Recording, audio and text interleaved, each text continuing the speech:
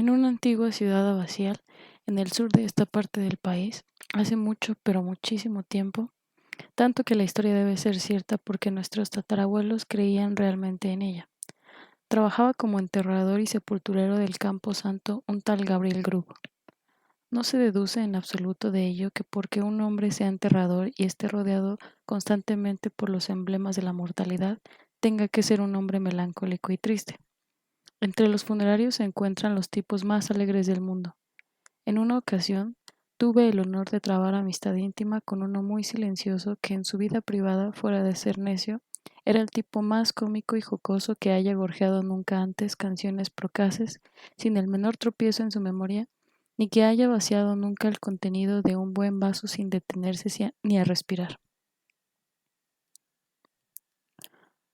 Pero no obstante estos precedentes que parecen contrariar la historia, Gabriel Grub era un tipo malparado, intratable y arisco, un hombre taciturno y solitario que no se asociaba con nadie sino consigo mismo, aparte de con una antigua botella forrada de mimbre que ajustaba en el amplio bolsillo de chaleco y que contemplaba cada rostro alegre que pasaba junto a él con tan poderoso gesto de malicia y mal humor que resultaba difícil enfrentarlo sin tener una sensación terrible. Poco antes del crepúsculo del día de Nochebuena, Gabriel se echó al hombro el azadón, encendió el farol y se dirigió hacia el cementerio viejo, pues tenía que terminar una tumba para la mañana siguiente, y como se sentía algo bajo de ánimo, pensó que quizá levantara su espíritu si se ponía a trabajar enseguida. En el camino, al subir por una antigua calle, vio la alegre luz de los fuegos chipeantes que brillaban tras los viejos ventanales y escuchó las fuertes risotadas y los alegres gritos de aquellos que se encontraban reunidos. Observó los ajetreados preparativos de la alegría del día siguiente y olfateó los numerosos y sabrosos olores consiguientes que ascendían en forma de nubes vaporosas desde las ventanas de las cocinas. Todo aquello producía rencor y amargura en el corazón de Gabriel Grub, y cuando grupos de niños salían dando saltos de las casas, cruzaban la carretera a la carretera y antes de que pudieran llamar a la puerta de enfrente, eran recibidos por media docena de pilastres de cabello rizado que se ponían a cacarear a su alrededor, mientras subían todos en bandada a pesar de la tarde dedicados a sus juegos de Navidad. Gabriel sonreía taciturno y aferraba con mayor firmeza el mango de su asadón, mientras pensaba en el sarampión, la escarlatina, el afta, la tosferina y otras muchas fuentes de consuelo. Gabriel caminaba a zancadas con ese feliz estado mental, devolviendo un gruñido breve y hosco a los saludos bien humorados de aquellos vecinos que pasaban junto a él, hasta que se metía en el oscuro callejón que conducía al cementerio. Gabriel llevaba ya tiempo deseando llegar al callejón oscuro porque hablando en términos generales era un lugar agradable, taciturno y triste que las gentes de la ciudad no gustaban de frecuentar, salvo a plena luz del día cuando brillaba el sol. Por ello se sintió no poco indignado al oír a un joven granuja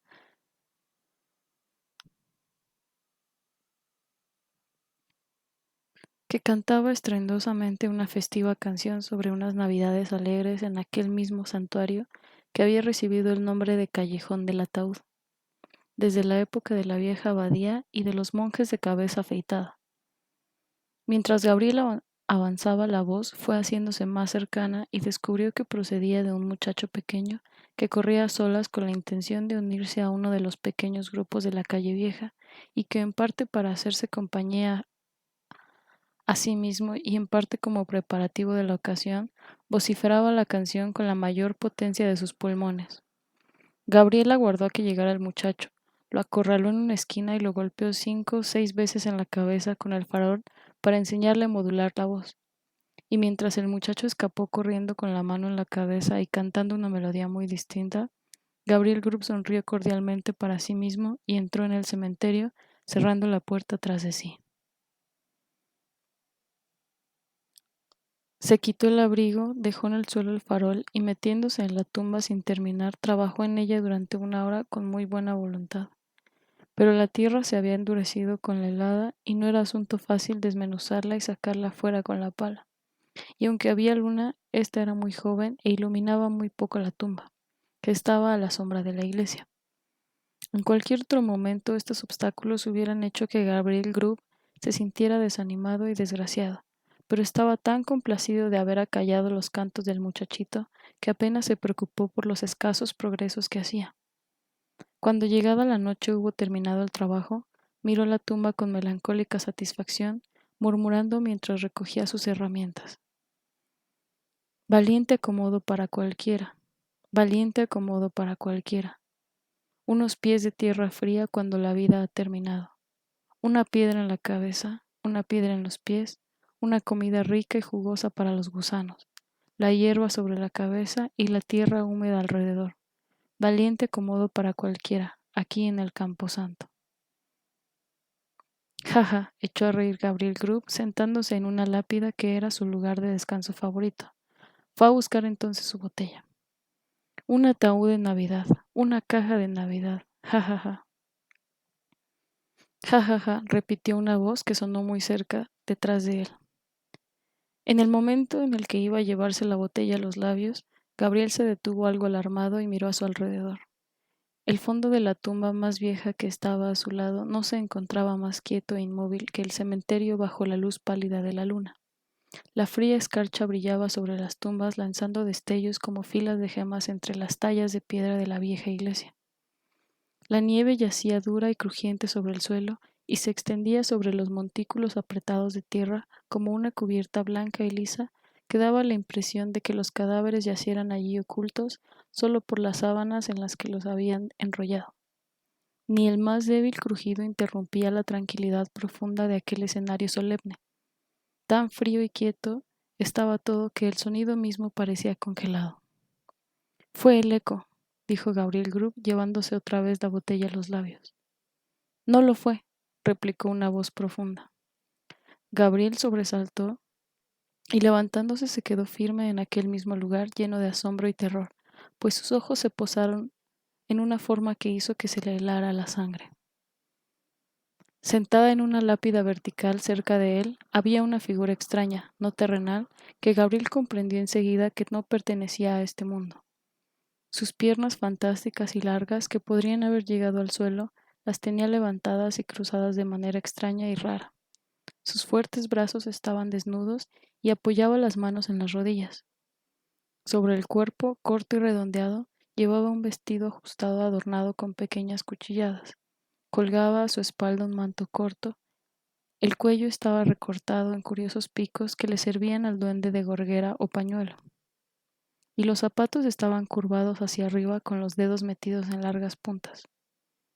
En la cabeza llevaba un sombrero de pan de azúcar de ala ancha, adornado con una única pluma. Llevaba el sombrero cubierto de escarcha blanca y el duende parecía encontrarse cómodamente sentado en esa misma lápida desde hacía 200 o 300 años. Estaba absolutamente quieto, con la lengua afuera, a modo de burla. Le sonreía a Gabriel Grub con esa sonrisa que solo un duende puede mostrar. No fue el eco, dijo el duende. Gabriel Grub quedó paralizado y no pudo dar respuesta alguna. ¿Qué haces aquí en Nochebuena?, le preguntó el duende con un tono grave. He venido a cavar una tumba, señor, contestó tartamudeando Gabriel Grub.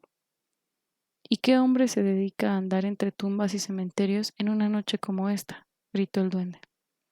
Gabriel Grub, contestó a gritos un salvaje coro de voces que pareció llenar el cementerio. Temeroso, Gabriel miró a su alrededor sin que pudiera ver nada. ¿Qué llevas en esa botella?, preguntó el duende.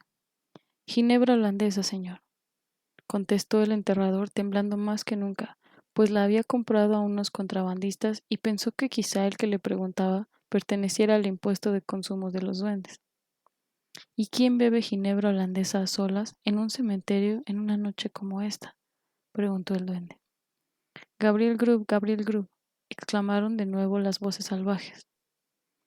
El duende miró maliciosamente y de soslayo al aterrado enterrador y luego elevando la voz exclamó: ¿Y quién entonces es nuestro premio justo y legítimo? Ante esa pregunta, el coro invisible contestó de una manera que sonaba como las voces de muchos cantantes entonando, con el poderoso volumen del órgano de la vieja iglesia, una melodía que parecía llevar hasta los oídos del enterrador un viejo desbocado y desaparecer al seguir avanzando. pero la respuesta seguía siendo la misma. Gabriel Grub, Gabriel Grub. El duende mostró una sonrisa más amplia que nunca mientras decía: Y bien, Gabriel, ¿qué tienes que decir a eso? El enterrador se quedó con la boca abierta, falto de aliento. ¿Qué es lo que piensas de esto, Gabriel? Preguntó el duende pateando con los pies el aire a ambos lados de la lápida y mirándose las puntas vueltas hacia arriba de su calzado con la misma complacencia que si hubiera estado contemplando en Bond Street las botas Wellington más a la moda. Resulta muy curioso, señor, contestó el enterrador medio muerto de miedo. Muy curioso y bastante bonito, pero creo que tengo que regresar a terminar mi trabajo, señor, si no le importa. Trabajo, exclamó el duende. ¿Qué trabajo? La tumba, señor, preparar la tumba, volvió a contestar tartamudeando el enterrador. Ah, la tumba, preguntó el duende.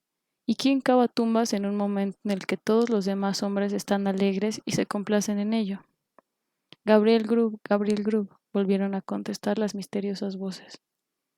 Me temo que mis amigos te quieren, Gabriel, dijo el duende sacando más que nunca la lengua y dirigiéndola a una de sus mejillas, y era una lengua de lo más sorprendente. Me temo que mis amigos te quieren, Gabriel, repitió el duende. Por favor, señor, replicó el aterrador sobrecogido por el horror. No creo que sea así, señor. No me conocen, señor. No creo que esos caballeros me hayan visto nunca, señor. Oh, claro que te han visto, contestó el duende. Conocemos al hombre de rostro taciturno, ceñudo y triste que vino esta noche por la calle lanzando malas miradas a los niños y agarrando con fuerza su asadón de enterrador. Conocemos al hombre que golpea al muchacho con la malicia envidiosa de su corazón porque el muchacho podía estar alegre y él no. Lo conocemos, lo conocemos. En ese momento el duende lanzó una risotada fuerte y aguda que el eco devolvió multiplicada por 20 y levantando las piernas en el aire se quedó de pie sobre su cabeza, o más bien sobre la punta misma del sombrero de pan de azúcar en el borde más estrecho de la lápida, desde donde con extraordinaria agilidad dio un salto mortal cayendo directamente a los pies del enterrador, plantándose allí en la actitud en que suelen sentarse los astres sobre su tabla.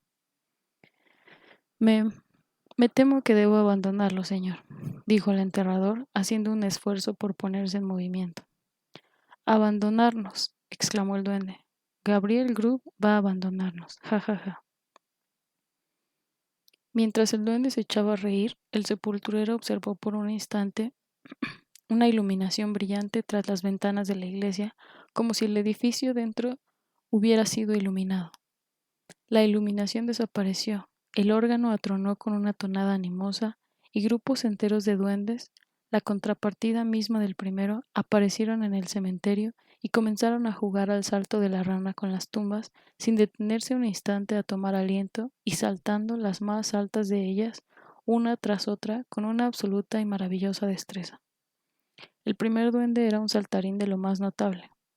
Ninguno de los demás se le aproximaba siquiera. Incluso en su estado de terror extremo, el sepulturero no pudo dejar de observar que mientras sus amigos se contentaban con saltar las lápidas de tamaño común, el primero abordaba las capillas familiares con las barandillas de hierro y todo con la misma facilidad que si se tratara de postes callejeros. Finalmente el juego llegó al punto más culminante e interesante. El órgano comenzó a sonar más y más veloz y los duendes a saltar más y más rápido, enrollándose rodando de la cabeza a los talones sobre el suelo y rebotando sobre las tumbas como pelotas de fútbol. El cerebro del enterrador giraba en un torbellino con la rapidez del movimiento que estaba contemplando y las piernas se le tambaleaban mientras los espíritus volaban delante de sus ojos, hasta que el duende rey, lanzándose repentinamente hacia él, le puso una mano en el cuello y se hundió con él en la tierra. Cuando Gabriel Grub tuvo tiempo de recuperar el aliento que había perdido por causa de la rapidez de su descenso, se encontró en lo que parecía ser una amplia caverna rodeado por todas partes por multitud de duendes feos y ceñudos. En el centro de la caverna, sobre una sede elevada, se encontraba su amigo del cementerio y junto a él estaba el propio Gabriel Grub sin capacidad de movimiento. Hace frío esta noche, dijo el rey de los duendes, mucho frío. Traigan un vaso de algo caliente. Al escuchar esa orden, media docena de solícitos duendes de sonrisa perpetua en el rostro, que Gabriel Grub imaginó serían cortesanos, desaparecieron presurosamente para regresar de inmediato con una copa de fuego líquido que presentaron al rey. ¡Ah! Gritó el duende cuyas mejillas y garganta se habían vuelto transparentes mientras se tragaba la llama. Verdaderamente esto calienta a cualquiera. Tráigale una copa de lo mismo al señor Grub. En vano protestó el infortunado enterrador, diciendo que no estaba acostumbrado a tomar nada caliente por la noche. Uno de los duendes lo sujetó mientras el otro derramaba por su garganta el líquido ardiente. La asamblea entera chilló de risa cuando él se puso a toser y a ahogarse y se limpió las lágrimas, que brotaron en abundancia de sus ojos tras tragar la ardiente bebida. Y ahora, dijo el rey al tiempo que golpeaba con la esquina usada del sombrero de pan de azúcar el ojo del enterrador, ocasionándole con ello el dolor más exquisito. Y ahora mostrémosle al hombre de la tristeza y la desgracia unas cuantas imágenes de nuestro gran almacén. Al decir aquello el duende, una nube espesa que oscurecía el extremo más remoto de la caverna, desapareció gradualmente revelando aparentemente a gran distancia un aposento pequeño y escasamente amueblado, pero pulcro y limpio. Había una multitud de niños pequeños reunidos alrededor de un fuego brillante, agarrados a la bata de su madre y dando brincos alrededor de su silla. De vez en cuando la madre se levantaba y apartaba la cortina de la ventana, como deseando ver algún objeto que esperaba. Sobre la mesa estaba dispuesta una comida frugal. Cerca del fuego había un sillón. Se oyó que llamaban a la puerta. La madre la abrió y los niños se amontonaron a su alrededor, aplaudiendo de alegría cuando entró el padre. Estaba mojado y fatigado. Se sacudió la nieve de las ropas mientras los niños se amontonaban a su alrededor agarrando su manto, sombrero, bastón y guantes con verdadero celo y saliendo a toda prisa con ellos de la habitación.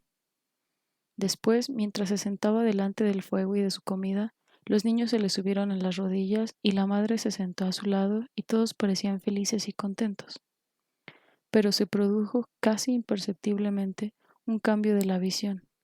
El escenario se alteró transformándose en un dormitorio pequeño en donde yacía moribundo el niño más joven y hermoso. El color sonrosado había huido de sus mejillas y la luz había desaparecido de sus ojos. Y mientras el sepulturero lo miró con un interés que nunca antes había conocido o sentido, el niño murió. Sus jóvenes hermanos y hermanas se apiñaron alrededor de su camita y le cogieron la diminuta mano tan fría y pesada, pero retrocedieron ante el contacto y miraron con temor su rostro infantil, pues aunque estuviera en calma y tranquilo, y el hermoso niño pareciera estar durmiendo, descansado y en paz, vieron que estaba muerto y supieron que era un ángel que los miraba desde arriba, bendiciéndolos desde un cielo brillante y feliz. De nuevo la nube luminosa traspasó el cuadro y de nuevo cambió el tema. Ahora el padre y la madre eran ancianos e indefensos, y el número de los que les rodeaban había disminuido a más de la mitad, pero el contento y la alegría se hallaban asentados en cada rostro, brillaban en cada mirada mientras rodeaban el fuego y contaban y escuchaban viejas historias de días anteriores ya pasados. Lenta y pacíficamente entró el padre en la tumba y poco después quien había compartido todas sus preocupaciones y problemas le siguió a un lugar de descanso. Los pocos que todavía le sobrevivían se arrodillaron junto a su tumba y regaron con sus lágrimas la hierba verde que la cubría. Después se levantaron y se dieron la vuelta, tristes y lamentándose, pero sin gritos amargos ni lamentaciones desesperadas, pues sabían que un día volverían a encontrarlos. Y de nuevo se mezclaron con el mundo ajetreado y recuperaron su alegría y su contento.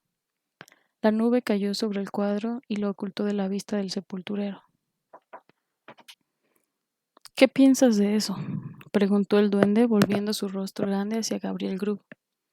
Gabriel murmuró algo en el sentido de que era muy hermoso y pareció algo avergonzado cuando el duende volvió hacia él sus ojos ardientes.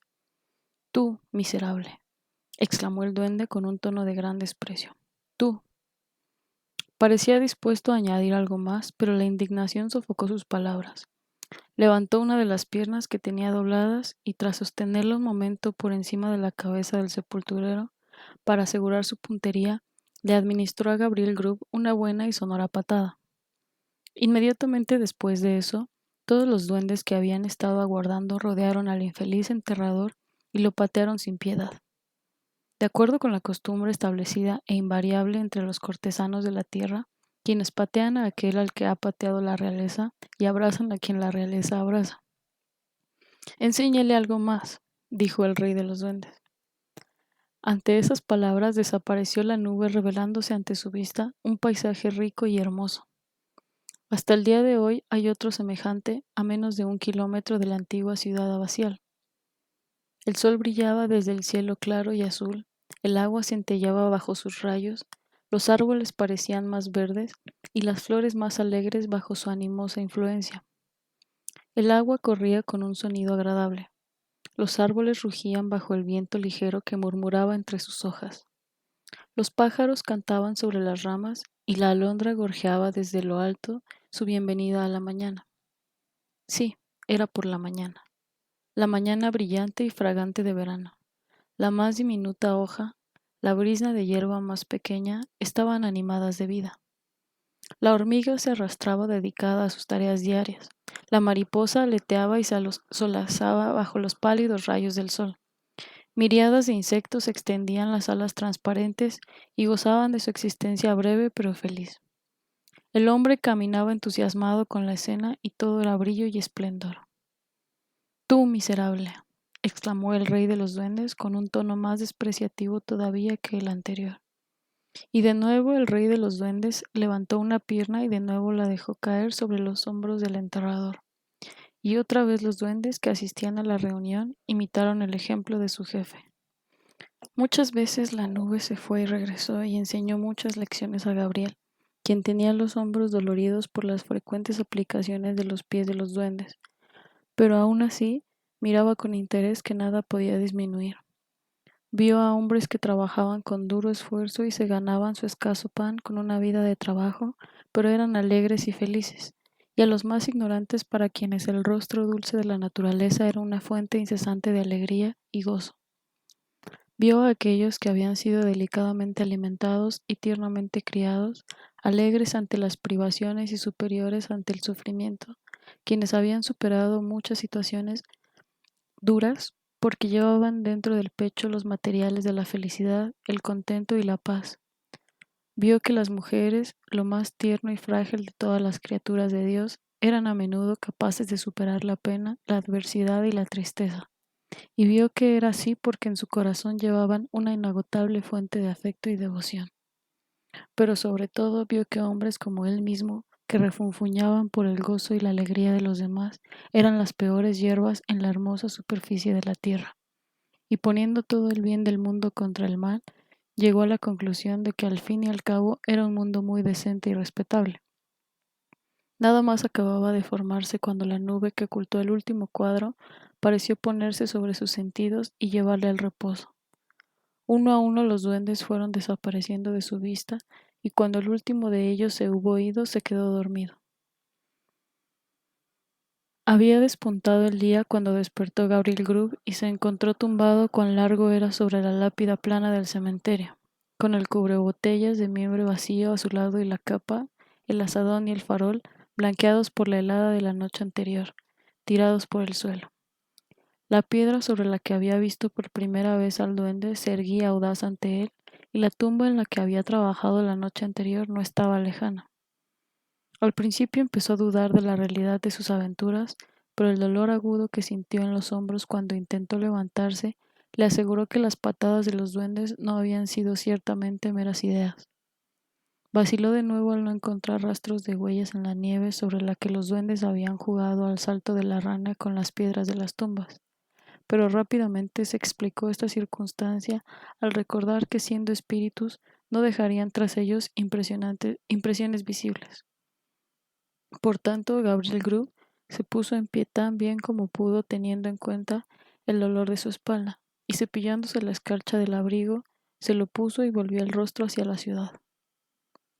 Pero era ya un hombre cambiado y no podía soportar el pensamiento de regresar a un lugar en el que se burlarían de su arrepentimiento y no creerían en su reforma. Vaciló unos momentos y luego se alejó errando hacia donde pudiera, buscando su pan en otra parte. Aquel día encontraron en el cementerio el farol, el asador y el cubrebotellas de cestrería. Al principio hubo muchas especulaciones acerca del destino del enterrador, pero rápidamente se decidió que se lo habrían llevado los duendes, y no faltaron algunos testigos muy creíbles que lo habían visto claramente a través del aire a lomos de un caballo castaño tuerto